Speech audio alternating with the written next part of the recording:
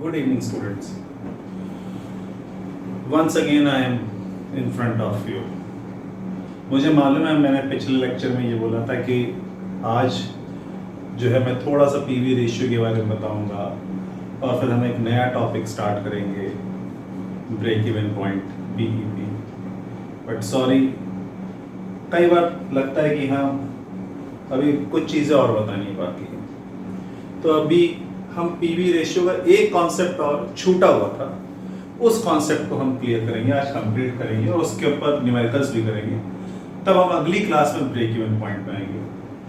अभी तक का हम पीवी रेशियो स्टडी कर रहे थे. पीवी रेशियो में हमने दो तरह के डेटा को कंसिडर किया. पहला, when information of only one period is given.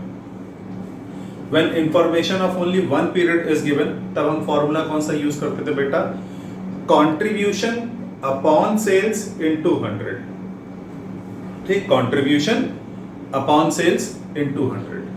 और वहीं पे अगर सेल्स और प्रॉफिट की इंफॉर्मेशन दो डिफरेंट पीरियड की दी होती थी, तब जो हम फॉर्मूला यूज करते थे वो कौन सा होता था?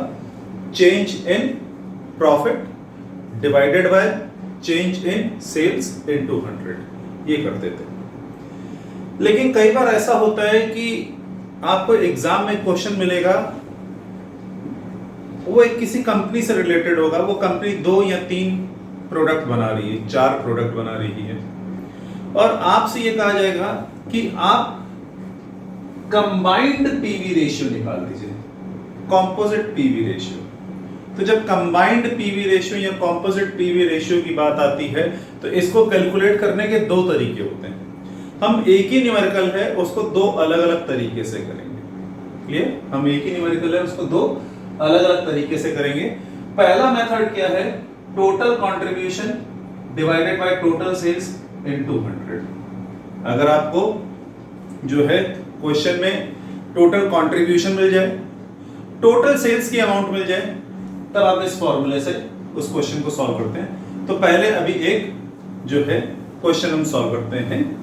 तो हम जो है अभी एक क्वेश्चन सॉल्व करने जा रहे हैं. तो जैसे कि बेटा आपके सामने एक क्वेश्चन है, a company manufactures and sales 3 types of products. एक कंपनी है जो 3 तरह के प्रोडक्ट बनाती है और बेचती है. कौन कौन से? A, B and C. इन्होंने कहा total sales of the year, एक साल की जो टोटल सेल्स है वो कितनी है इस कंपनी की? 60,000 रुपए, 60,000. In which the share of these 3 products are 40%, 40% and 20%. इसका मतलब 60,000 का 40% जो है वो A की सेल्स है, 40% B की सेल्स है, 20% वो C की सेल्स है. Variable cost is 40%, 50% and 60%. तो 40% वेरिएबल कॉस्ट किसकी है? A की. 50% जो वेरिएबल कॉस्ट है वो किसकी है? B की. और 60% जो वेरिएबल कॉस्ट है वो किसकी है? C की. Calculate combined PV ratio. देखिए आपसे क्वेश्चन में क्या पूछा गया है? Calculate combined PV ratio. तो देखते हैं इस क्वेश्चन को हम कैसे सॉल्व करेंगे. आपको प्रोडक्ट्स दिए हुए हैं. प्रोडक्ट कितने दिए हुए हैं? 3. A, B, C. 3 प्रोडक्ट है ना. हम सेल्स परसेंटेज की बात कर लेते हैं. सेल्स परसेंटेज कितनी दी हुई है? A का है 40%, B का है 40%, C का है 20%. 40%, 40% और 20%, यानी कि टोटल कितना हो गया? 100%. अब हम बगल में जो है एक कॉलम बना लेते हैं, सेल्स रुपीज में. हमें ये मालूम है, क्वेश्चन देखिए, टोटल सेल्स कितनी दी हुई है? 60,000 रुपए. यानी कि टोटल सेल्स कितनी है? 60,000 रुपए, 100% यानी टोटल सेल्स। 60,000 का 40% ए है, कैलकुलेटर्स होंगे आपके पास, तो 60,000 का 40% आ रहा है 24,000, यानी कि 24,000 रुपए सेल्स किसकी होती है? प्रोडक्ट ए की। प्रोडक्ट बी भी 40% है, यानी कि ये कितना हुआ? 24,000 रुपए। अब प्रोडक्ट सी भी बेटा कितना है? प्रोडक्ट सी है 20%, तो 20% 24,000 का आधा हो जाएगा 12,000। आप चेक कर लो चाहो तो। 4 + 4 8, 8 + 2 10, 2 + 2 4, 4 + 1 5 और एक कैरी हुआ था 6। तो ये हमारी सेल्स आ गई। फिर क्वेश्चन में आपको दी हुई है वेरिएबल कॉस्ट, और ये किस में दी हुई है? परसेंटेज में। वेरिएबल कॉस्ट किस में दी हुई है? परसेंटेज में। देखिए वेरिएबल कॉस्ट ये लिखा हुआ है, variable cost is 40%, 50% and 60%। Product ए का 40% है वेरिएबल कॉस्ट, प्रोडक्ट बी का 50% है वेरिएबल कॉस्ट, और प्रोडक्ट सी का कितना है? 60% है वेरिएबल कॉस्ट। तो जिस तरह से सेल्स के परसेंटेज का हमने रुपीस में कन्वर्ट किया था, उसी तरीके से वेरिएबल के परसेंटेज को रुपीस में निकाल लेंगे। वेरिएबल कॉस्ट रुपीस में। हाँ ध्यान दीजिए, 40% किसका? 24,000 का। वेरिएबल कॉस्ट कितनी है? 40% किसकी? 24,000 की। तो हम कैलकुलेटर पे 24,000 का 40% कैलकुलेट करते हैं बेटा। 24,000 इंटू 40% कितना आया? 9,600 रुपीज। हाँ, वेरिएबल कॉस्ट प्रोडक्ट बी की यह है 50% ऑफ सेल्स। तो 50% ऑफ सेल्स 24,000 का 50% कितना हुआ? 12,000। और सी का कितना है? 60% ऑफ 12,000। तो आप 12,000 का 60% कैलकुलेट कर लीजिए, कितना आता है? 7,200।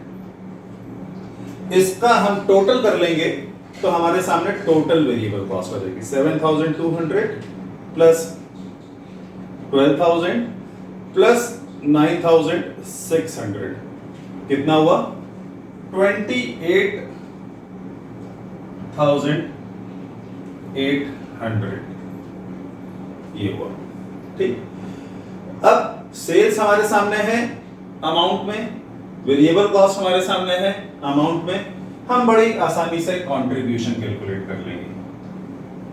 कंट्रीब्यूशन रुपीस में। कंट्रीब्यूशन आप जानते हो सभी क्या होता है? सेल्स माइनस वेरिएबल कॉस्ट क्या होता है? कंट्रीब्यूशन। यहां पे बदल में लिख भी दो चाहो तो। ये कैसा है? Sales minus variable cost.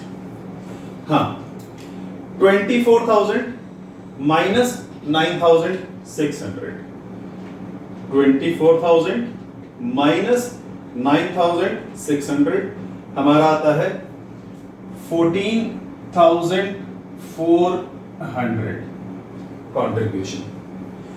24,000 minus 12,000, 24,000 minus 12,000 कितना हो जाएगा? 12,000। फिर 12,000 माइनस 7,200, इसको भी कर लेते हैं। 12,000 माइनस 7,200 कितना आ रहा है? 4,800। इसका हम टोटल कर लेंगे तो हमारे सामने टोटल कंट्रीब्यूशन आ जाएगा 4,800 प्लस 12,000 प्लस 14,400 कितना आ रहा है 31,200।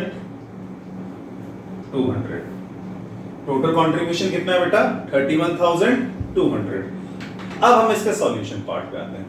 देखिए फॉर्मूला क्या था कंपोजिट या कंबाइंड पीवी रेशियो का, total contribution divided by total sales. यहां फिर से लिख लेते हैं, हमको कैलकुलेट करना है कंबाइंड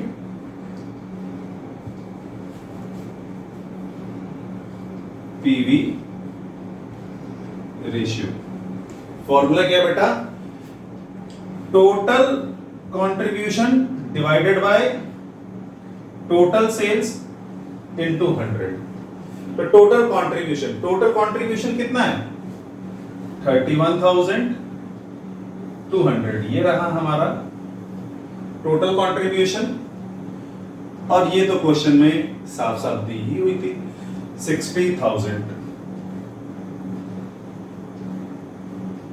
इनटू 100 करते हैं और सॉल्व करते हैं, देखते हैं कितना आता है। 31,200 इनटू 100 डिवाइडेड बाय 60,000 कितना आ रहा है 52%। तो ये हमारा आंसर हो गया। मैं आपसे चाहूंगा कि आप लोग पॉज कर लीजिए स्क्रीन को, इसको कॉपी कर लीजिए। आई होप कॉन्सेप्ट पूरा क्लियर होगा। तो बेटा मैं सोचता हूं आप लोग ने पॉज करके नोट कर लिया होगा। अब हम दूसरे मेथड पे आ जाते हैं combined ratio. PV ratio of each product will be calculated separately. यहां क्या कह रहा है PV ratio of each product will be calculated separately.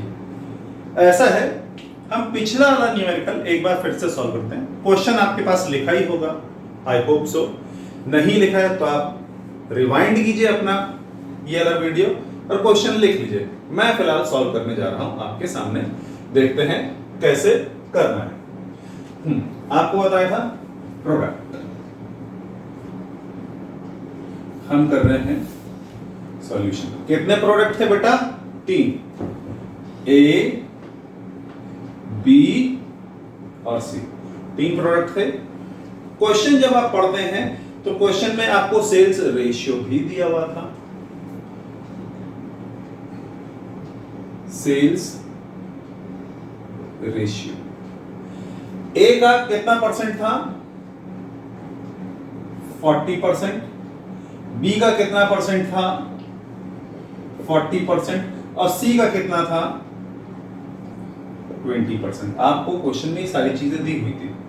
अब याद कीजिए मैंने आपको पीवी रेशियो का एक फॉर्मूला और बताया था पिछले लेक्चर में। जो लोग ये लेक्चर अभी पहली बार देख रहे हैं मैं उनसे कहूंगा कि आप मेरा पिछला लेक्चर भी देखिए। तो उसमें एक पीवी रेशियो का मैंने फॉर्मूला बताया था। वो फॉर्मूला कुछ ही होता 100% माइनस वेरिएबल कॉस्ट परसेंटेज। ये बताया था नहीं बताया था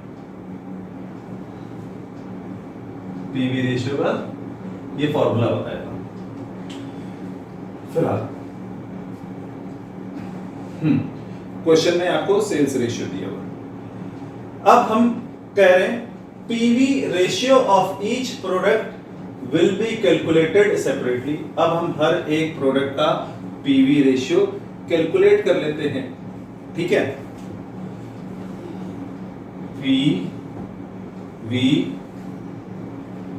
रेशियो हम हर एक प्रोडक्ट का कैलकुलेट करते हैं।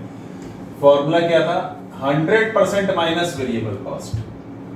इसी फॉर्मूले को यहां पर रखते हैं जरा, 100% माइनस वेरिएबल कॉस्ट परसेंटेज।